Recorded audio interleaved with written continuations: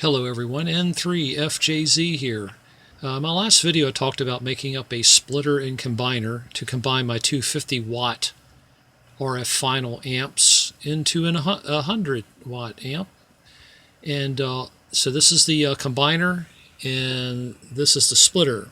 However, I soon discovered that my power supply didn't supply enough current, so I'm going to put the 100-watt amp project on hold for the moment.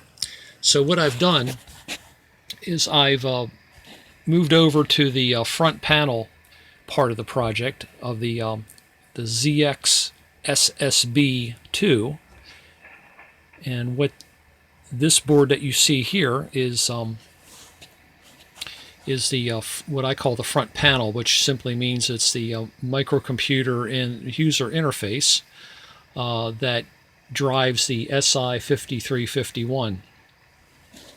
And what I've done here is I've made up another, I guess, a proto board type assembly here, where I'm going to go ahead and build up another copy of. This is the other one I have here. And because it's been several years since I've done actual coding for this particular front panel implementation, I'm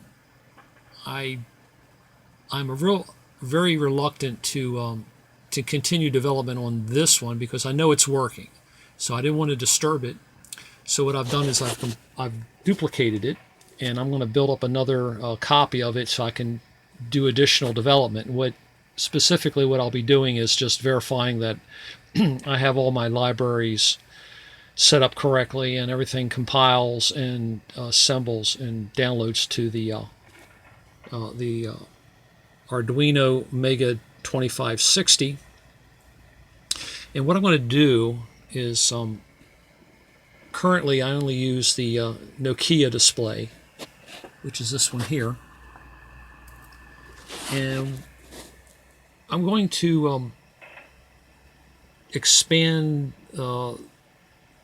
the program to use this this color display, LCD, and an OLED display. So I'll have these available for additional development possibilities. Eventually, when the ZX-SSB-II actually makes it into a enclosure, I will be moving that front panel code onto a smaller version of the Mega 2560.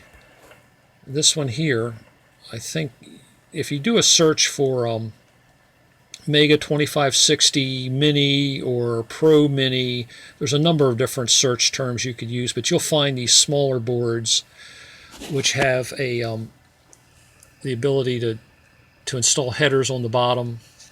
And then what I'll do is I'll build this up onto a circuit with a display all as one continuous piece. And I've just stuck the headers on the bottom here for just to size it up. But this is what I'll be using eventually. And this will accept the same program as the larger Mega 2560. Okay, just want to bring you up to date on what's going on. So I should have a video, if everything goes well, of this unit working. And I'll go through a brief description on how my code in front panel, how it's set up and how it's used. Well, 7-3 everyone, N3FJZ.